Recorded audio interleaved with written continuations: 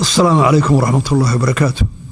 Your Excellency, Ismail Omar Gelle, the President of the Republic of Jabuti. Your Excellency, Dr. Abiy Ahmed, the Prime Minister of Federal Democratic Republic of Ethiopia. Your Excellency, Mohammed Abdullahi Farmajo, President of Somalia. Your Excellency Hassan Ali Khaire, the Prime Minister of Somalia. Representatives of the chairperson of the African Union, if they are here. Your Excellency, Dr. Wargane Gebeyaho, the Executive Secretary of IGAD.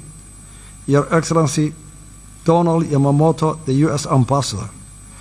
Excellency, distinguished guests, ladies and gentlemen, all protocols observed, good afternoon. Mr. President and Chairman as well, first and foremost, let me say that it's a great pleasure to be here with you today and to participate the continuation of the dialogue between Somaliland and Somalia.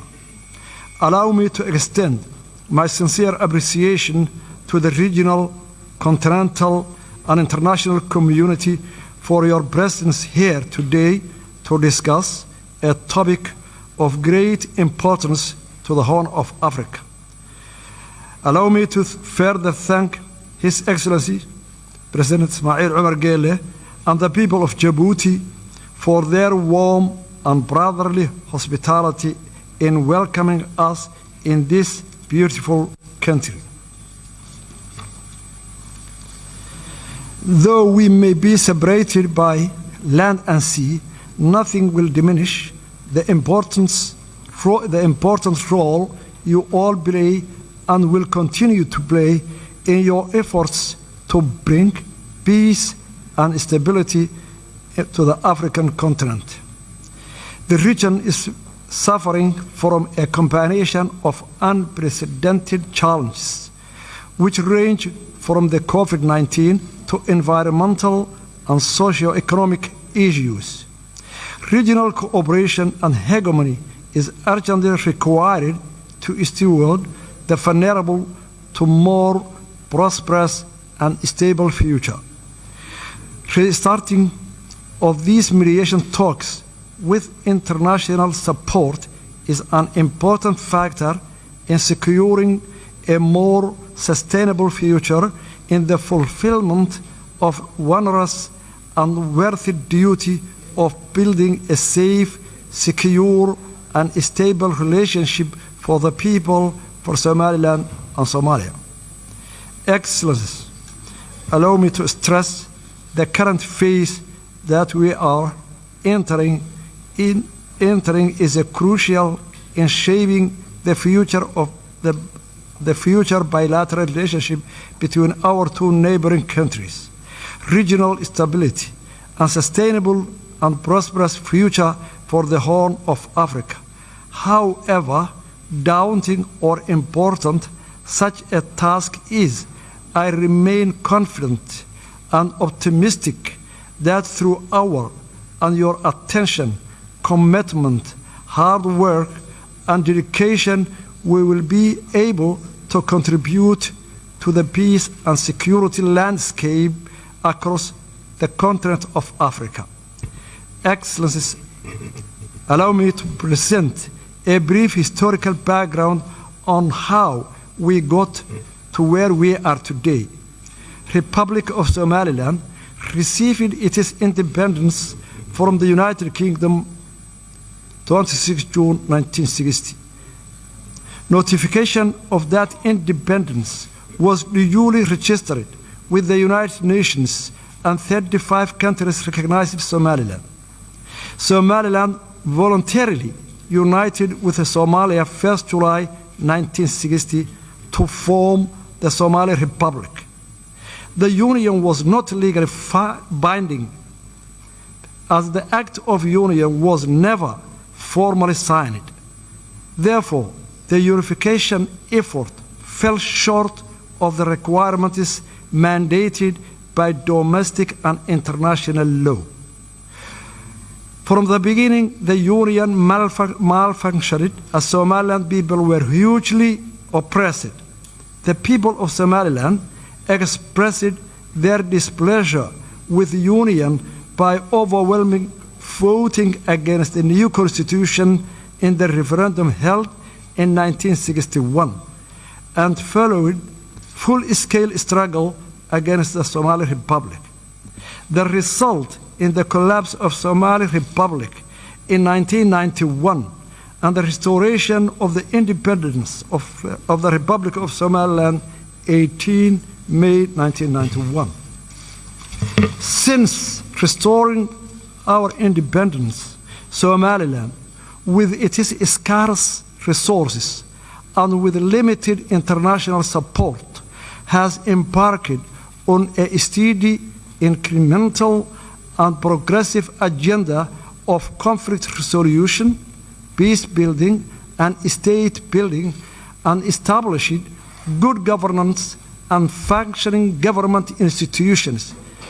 We conducted a constitutional referendum in which 97% of Somalilanders voted to support the constitution and the independence. Somaliland, during that period, has made rounds of multi-party free and fair elections, including 3 rounds of presidential elections, 2 rounds of local council elections, and a parliamentary election. Republic of Somaliland has created a conducive environment that enabled a thriving private sector and an inflow of international investment. Somaliland has played an important role in the peace and security of the region and has been a reliable partner in the fight against terrorism, piracy, human trafficking, money laundering, and other forms of organized crimes. Unfortunately, instead of appreciating all those efforts and contributions made by the Somaliland people for the last 30 years, Somalia was in a constant war against the development of Somaliland, economically, security, investment, and this deepened the mistrust and animosity between the two countries. Ever since Somaliland entered hastily into a voluntary union with Somalia, the Somaliland people has been at the receiving end of injustice, discrimination, and state-sponsored genocide at the hands of the Somali government.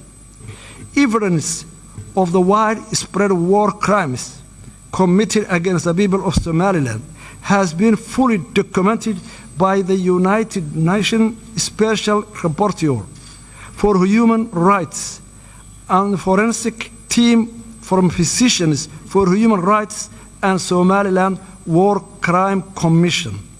The acts of genocide perpetrated by the Siad Barre regime and are memorialized in more than 200 mass graves in our country. The mass graves, which are still being unearthed, will forever testify to the crimes against humanity committed by the government of Somalia against the people of Somaliland. Therefore, in approaching this present situation in Somaliland and Somalia, it's necessary to have a proper regard to the past and learn lessons from it. The legacy of the oppression against the people of Somaliland cannot be easily swept away. Rather, they must be acknowledged and taken into account when considering Somaliland people's rights to self-determination and independence. The case for Somaliland independence is not unique. This fact is also acknowledged by the African Union mission to Somaliland in 2005. That concluded the situation was sufficiently unique and self-justified in African political history, that the case should not be linked to the notion of Pandora's box. It recommended that the African Union should find a special method of dealing with this outstanding case at the earliest possible date. Furthermore, the 2005 African Union Fact Mission to Somaliland reported that the plethora of problems confronting Somaliland are in part the legacy of political union with Somalia that malfunctioned and brought the destruction and ruin, thereby overburdening the population of Somaliland. Somaliland's claim to independence depends on part its circumstances, including the brief but legal period of independence in 1960. It claims to recognize international borders relating to that period, as can be summarized from the Somaliland's case, unique and demands unique solution. It does not create precedent for other unresolved conflicts in Africa or elsewhere.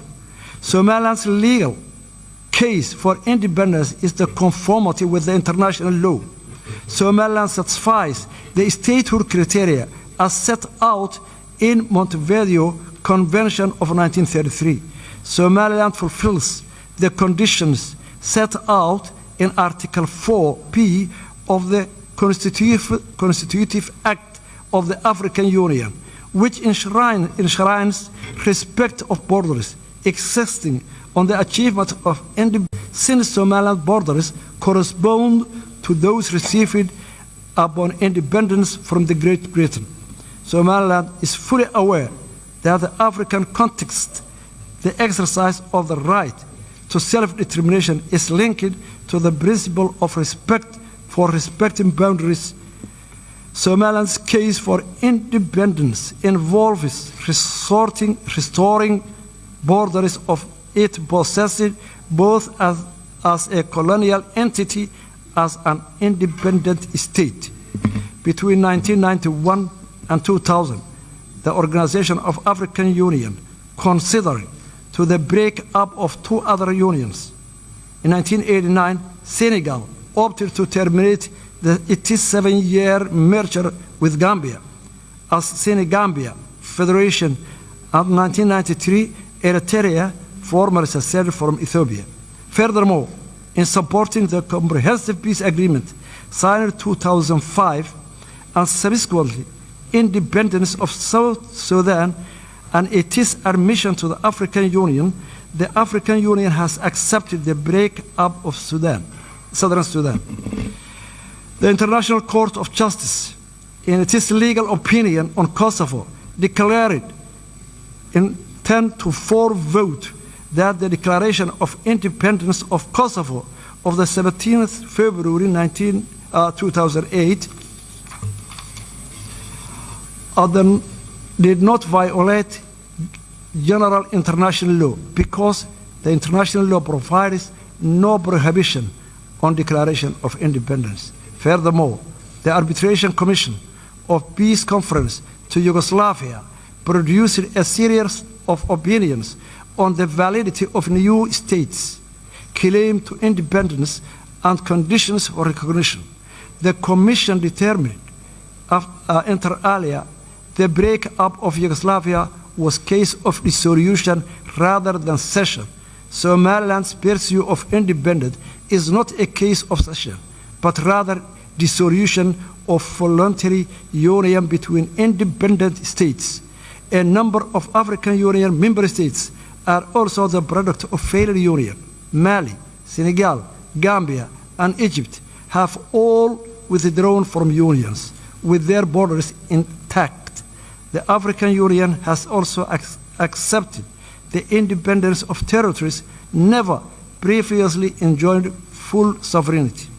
Following the failure of the unity government, Republic of Somaliland exercised its inherent right to self-determination, which are consistent with the preamble of the United Nations 1948 Universal Declaration of Human Rights.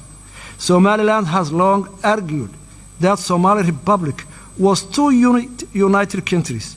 The failure of the unity government provided adequate ground to the restoration of our independence.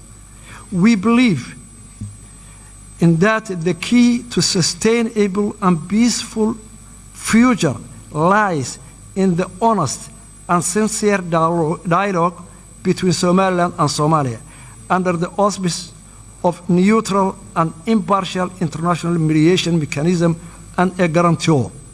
Somaliland remains committed to peaceful coexistence with Somalia.